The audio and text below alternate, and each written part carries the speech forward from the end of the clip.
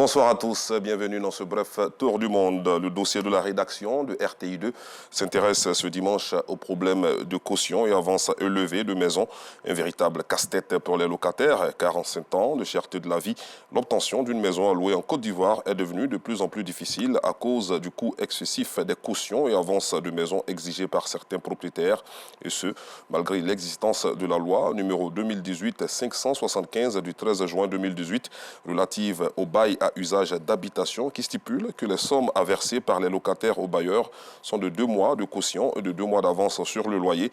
Comment les populations gèrent les abus des propriétaires? Quelle est la part de responsabilité des huissiers et agents immobiliers dans le système de gestion immobilière? Des éléments de réponse tout à l'heure à travers le reportage de Yacouba Koulibaly, Maïssa Kogueï, Zié Traoré et Issa Dambélé. Intéressons-nous à présent à la Journée internationale de l'homme. Quel est le rôle de l'homme dans la société à l'occasion de la célébration de cette Journée internationale de l'individu de sexe masculin ce 19 novembre? Les populations se prononcent sur leur place et leur importance dans la vie. Aussi, pourquoi cette journée a-t-elle été instituée? Maïssa Kogueï répondra à cette interrogation dans notre édition de 19h30. Direction la commune d'Abobo pour parler culture, afin de permettre à sa population de savourer des moments de détente et de divertissement. Kandia Kamara, première magistrate de la commune la plus peuplée d'Abidjan, a offert l'émission Tonnerre aux mélomanes abobolais dans la soirée d'hier sur l'esplanade de la cour de la mairie, baptisée place Ambak. Maïssa Kogueï nous fera vivre l'ambiance qui a prévalu dans votre journal. Parlons paix à présent. La communauté musulmane, les guides religieux et les populations de Niangbo, village situé dans le département de Niakara, ont initié une nuit de danse prière pour la paix et pour des élections présidentielles apaisées en Côte d'Ivoire en 2025. Cette initiative des filles et fils de la localité a bénéficié du soutien des autorités religieuses de la région, nous dit Pargasoro Kone de Madongui. Mosquée de Niangbo, village situé dans le département de Niakara, région du Hambol. Le choisi par guides religieux, conférenciers, fidèles, population et cadres pour prier pour des élections présidentielles apaisées en Côte d'Ivoire en 2025. On vient de voir qu'en 2023, les élections législatives, sénatoriales et régionales se sont passées dans la paix.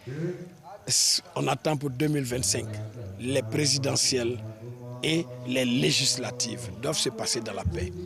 Et chacun doit apporter du sien dans sa parole, dans ses actes, dans l'acceptation de la différence de l'autre, parce que chacun doit préserver chaque centimètre carré de paix.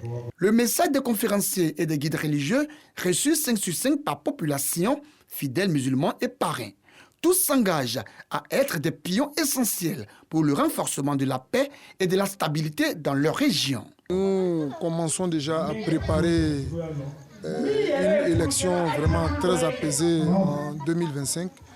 Nous avons prié aussi pour nos autorités, pour qu'ils soient bien inspirés, que Allah subhanahu wa ta'ala les protège et les garde longtemps pour que nous restons encore en paix. Nous voulons profiter pour remercier le gouvernement et le président de la République pour tout ce qu'il fait pour le pays parce qu'il y a la paix. Cette rencontre de prière pour la paix et la cohésion en Côte d'Ivoire, mais aussi pour la stabilité dans les pays de la sous-région, une occasion pour la communauté musulmane de Niangbo de prier pour les actions de développement du président de la République, Alassane Ouattara, pour son gouvernement ainsi que pour les filles et fils de la Côte d'Ivoire. À l'international, première escale, le Proche-Orient pour parler de la guerre entre Israël et le Hamas.